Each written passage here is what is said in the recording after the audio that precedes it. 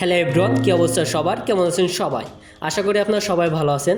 তো আজকের এই ভিডিওতে আমি দেখাবো কিভাবে আপনার মার্কিউসিস রাউটার অ্যাডমিন পাসওয়ার্ডটি পরিবর্তন করবেন। সেই প্রসেসটি মূলত আজকের এই ভিডিওতে দেখিয়ে দেব। তো চলুন শুরু করছি।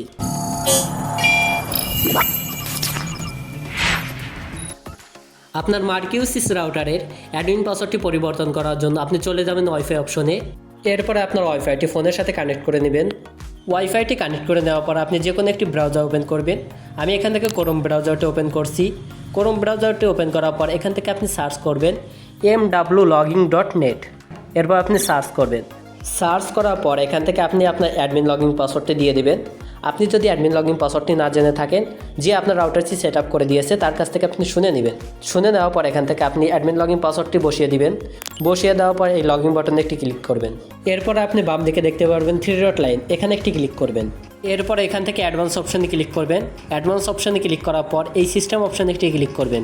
সিস্টেম অপশানে ক্লিক করার পর নিচে দিকে দেখতে পাবেন অ্যাডমিনিস্ট্রেশন, এখানে একটি ক্লিক করবেন। এখান থেকেই আমরা কিন্তু অ্যাডমিন প্যানেলে পাসওয়ার্ডটি পরিবর্তন করতে পারবো। প্রথমে আছে ওল্ড পাসওয়ার্ড, এখানে অ্যাডমিন প্যানেলে পুরাতন পাসওয়ার্ডটি বসাবেন। এরপরে আছে নিউ পাসওয়ার্ড, এখানে একটি নতুন পাসওয়ার্ড বসাবেন যেটি আপনি চেঞ্জ করতে চাচ্ছেন। এরপরে আছে কনফার্ম পাসওয়ার্ড, নিউ পাসওয়ার্ডে যে পাসওয়ার্ডটি বসাবেন কনফার্ম পাসওয়ার্ডেও সেম একই পাসওয়ার্ডটি বসাবেন। সব কিছু ঠিকঠাক থাকলে উপরের দিকে দেখতে পাবেন সেভ বাটন, এই সেভ বাটনে একটি ক্লিক করবেন। ক্লিক করে দেওয়ার সাথে সাথে আপনার মার্কিউসিস রাউটারের অ্যাডমিন পাসওয়ার্ডটি কিন্তু পরিবর্তন হয়ে যাবে। এরপরে এখান থেকে আপনি নিউ পাসওয়ার্ডটি দিয়ে লগ ইন করতে পারবেন।